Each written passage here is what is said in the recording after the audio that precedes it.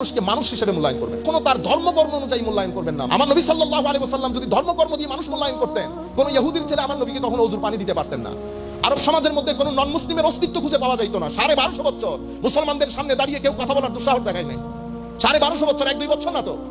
আমাকে আমাদের ইংল্যান্ডে আমার ইউনিভার্সিটির প্রফেসর বলেছিলেন, উই আমেরিকান, উই ইউরোপিয়ান, আমরা আজকে 250-300 বছর ধরে করতেছি, সেই করতেছি, তোমরা কি করো? আল্লাহ, আপনি আরো 750 বছর রুল করতে হবে if you want to speak to me. তো কেন? কারণ আমি, আমার এক্সপেরিয়েন্স 1250 বছরের, আপনার এক্সপেরিয়েন্স এখন 250 বছরের। আপনি আমার হাইটে আসতে হলে মিনিমাম পৃথিবীকে 1000 বছর রুল করতে হবে, then you will be able to speak to me. আপনি বুঝতে পেরেছেন? আমাদের এখানে আমরা মনে করেছি কি আমরা হাওয়ার মধ্যে উঠে চলে এসেছি। তো এই ধরনের উগ্র চিন্তা যদি থাকতো যে মুসলমান ছাড়া বাকি সবগুলোকে মেরে পৃথিবী থেকে বের করে দাও, তাহলে আপনি রুল করতে পারতেন?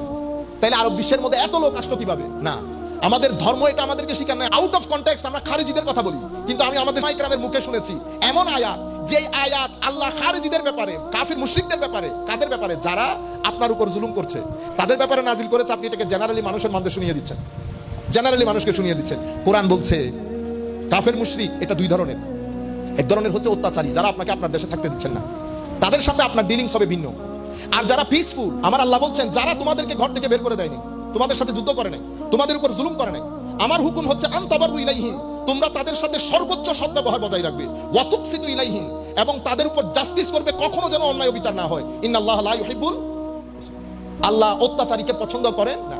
ইন্নামা ইয়ানহাকুমুল্লাহ, আল্লাহ তো তোমাদেরকে নিষেধ করতেছেন ওই সমস্ত নন মুসলিমের ব্যাপারে যে তাদের সাথে ভালো ব্যবহার করো, যারা তোমাদেরকে তোমাদের এলাকা থেকে বের করে দিয়েছে, মানে মক্কা শরীফ থেকে বের করে দিয়েছে, যুদ্ধ করতে বাধ্য করেছে, জুলুম করেছে। তাইলে আপনি সবাইকে কি এক ব্রাশ দিয়ে কালা করতে পারবেন? পারবেন না। একজন ইহুদি দাওয়াত দিয়েছে, আমার নবী দাওয়াত কবুল করেছে।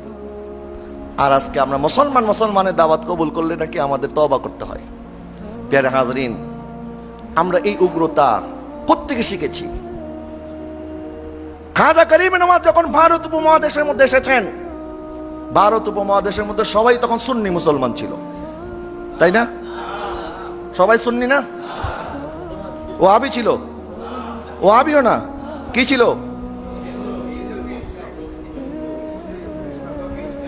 তো উনি তো চাইলে পারতেন মদিনা শরীফ চলে যাই, সেখানে রিয়াজ সাধনা করি, ওখানে তো মুসলমান আছে, কি দরকার আছে ইসলামের দাওয়াত নিয়ে সেখানে যাব? 90 লক্ষ মানুষ কালেমা পড়ে মুসলমান হয়েছে। হযরত বেলাল রাদিয়াল্লাহু তাআলা কি জানতেন না মদিনা শরীফে ইন্তেকালের ফজিলত কি?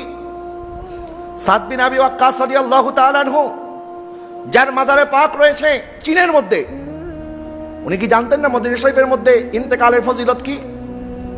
হযরত আবু আইয়ুব আনসারী রাদিয়াল্লাহু তাআলা আনহু, উনি কি জানতেন না নবীজি সাল্লাল্লাহু আলাইহি ওয়াসাল্লাম বলেছেন যারা মদিনা শরীফের মধ্যে ইন্তেকাল করবে তাদের জন্য সুপারিশ করা আমি নবীর জন্য ওয়াজিব হয়ে যাবে, তাদের জন্য জান্নাত ওয়াজিব।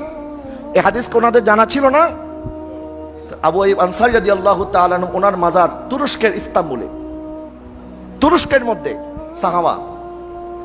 সাদ বিন আবি ওয়াক্কাসের মাজার চীনের মধ্যে। হযরত বেলাল রাদিয়াল্লাহু তাআলা আনহু, উনিও তো মদিনা শরীফের মধ্যে থাকেন নাই, উনিও হিজরত করে আরেক জায়গায় চলে গেছেন। কেন গিয়েছেন? অন্ত চাইলে থাকতে পারতেন যে দিন তো আমরা এখানে শিখেছি, এখানে বড় হয়েছি, এখানেই থাকবো, এখানেই প্রচার করব, নিজের গণ্ডির মধ্যে প্রচার করব, এর থেকে বের হব না, আল্লাহ আমাকে হেদায়েত দিয়েছে, এটাই যথেষ্ট। সাহাবায়ে কেরাম এই চিন্তা করে নাই। সাহাবায়ে কেরাম চিন্তা করেছেন যে আদর্শ আমরা নবী থেকে শিখেছি, যে আলোতে নিজেকে আলোকিত করেছি, এই আলোতে গোটা বিশ্বকে আলোকিত করতে হবে। এই জন্য ওরা ছুটে বেরিয়েছেন, যেখানে সুযোগ পেয়েছেন সেখানে চলে গেছেন। আর এখন তো ঘরে ঘরে মুফতি সাহেব আছেন, ফতোয়াবাজি করতে তো 2 পয়সার এলেমও লাগে না, 2 পয়সা খরচও হয় না।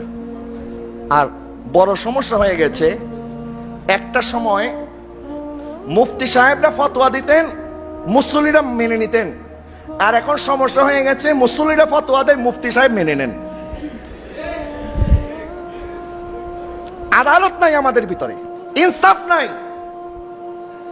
একটা জিনিস শুনেছেন, আল্লাহ পাক ইরশাদ করেছেন, ইয়া আইয়ুহাল্লাযীনা আমানু, হে ঈমানদারগণ, ইন জাআকুম ফাসিকুম বিনাবাইন ফাতাবায়ানু, যখন তোমার কাছে ফাসিক ব্যক্তি কোনো খবর নিয়ে আসে তখন তুমি যাচাই বাছাই করো। তখন তুমি কি করো? যাচাই বাছাই করো।